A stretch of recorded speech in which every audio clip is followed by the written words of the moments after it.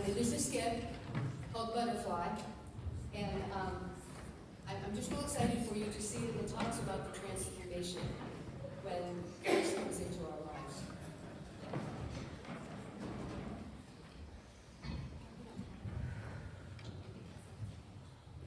I've come to tell you the story of Butterfly. She starts out, as all others, a lonely caterpillar, one who would have grown but never changed. Her life would have become old, ugly, and embittered had it not been for the grace of the Creator.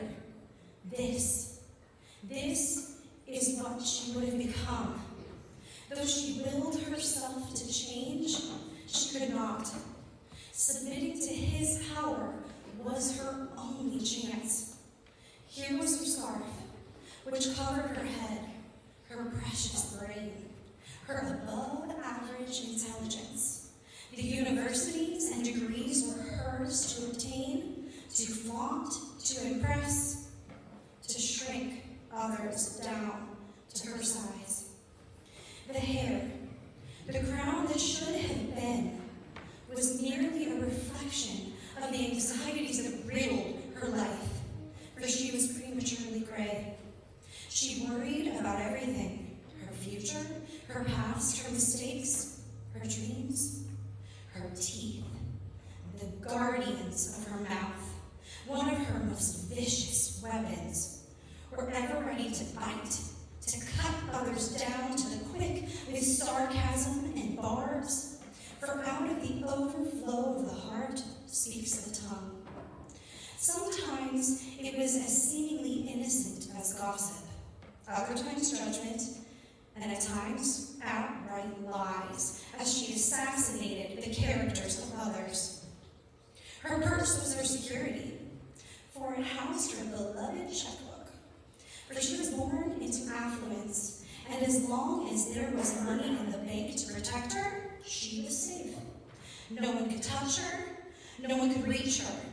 She walled herself in with material goods, none of them evil in and among themselves, but all of them evil when worshipped and adored instead of Him.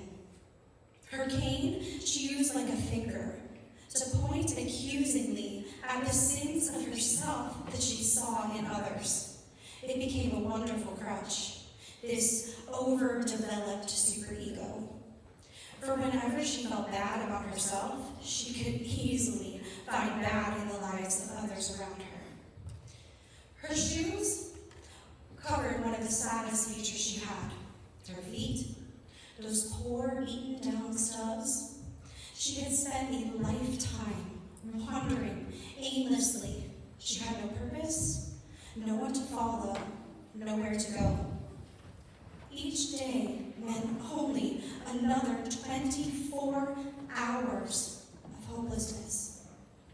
Here was her burden, the sin she bore that weighted her down.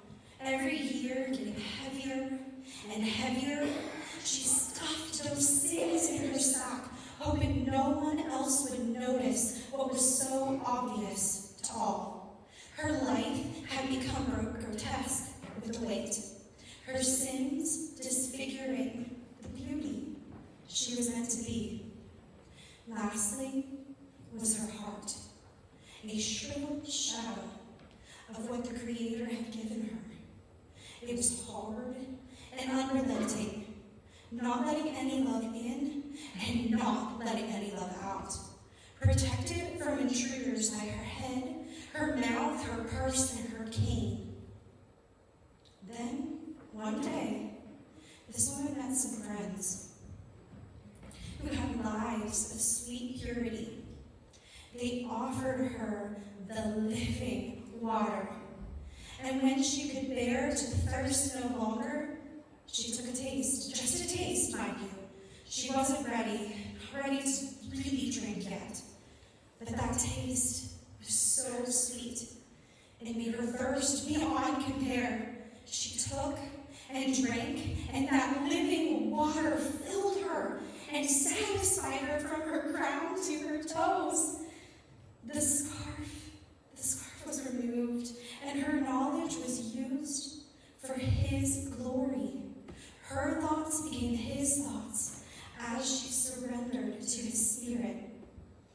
The hair, once gray with concern, was made new, for the joy that was his was now hers. The mouth that had cut down others now began to build them up, to sing psalms and hymns and spiritual songs, to seek ways to soothe hers rather than to cause them. The purse became a tool, as a sheath is to a sword. It carried something of great power. Her money was used to advance his kingdom rather than to protect her own. The king was no longer needed as her urge to judge faded in the light of his grace. She gave it to others that needed to be held up, as she sought to come along beside and bear others' burdens.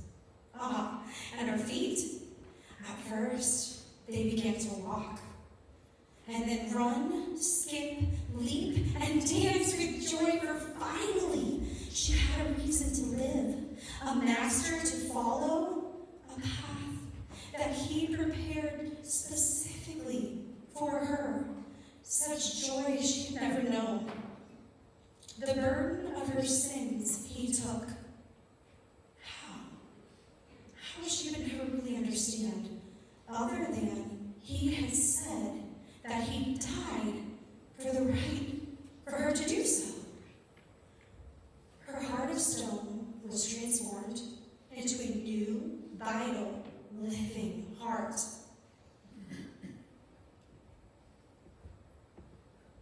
Create in me a clean heart, O God, and renew a right spirit within me. She sheds her cloak, such as a butterfly sheds its chrysalis, leaving all her earthly garments behind, inviting each of us to do the same. Thank you for hearing my tale, for as you see, I am the butterfly. 2 Corinthians 5:17 says, "Therefore, if anyone is in Christ, the new creation has come. The old has gone, the new is here. New lives for old." That's what Jesus offers. Warm hearts for cold, and all for the price of being teachable. As we surrender our lives to Jesus' teaching, even his rebukes, we learn the value of God's tender discipline. It is only when we struggle to break free from the chrysalises of our lower nature that the true beauty of the new life in Christ offers can truly be known. So don't be afraid to shed the familiarity of old patterns and old clothes. Jesus, remember, came to make all things new. So hear him and obey him. Receive his discipline, and then get ready to fly.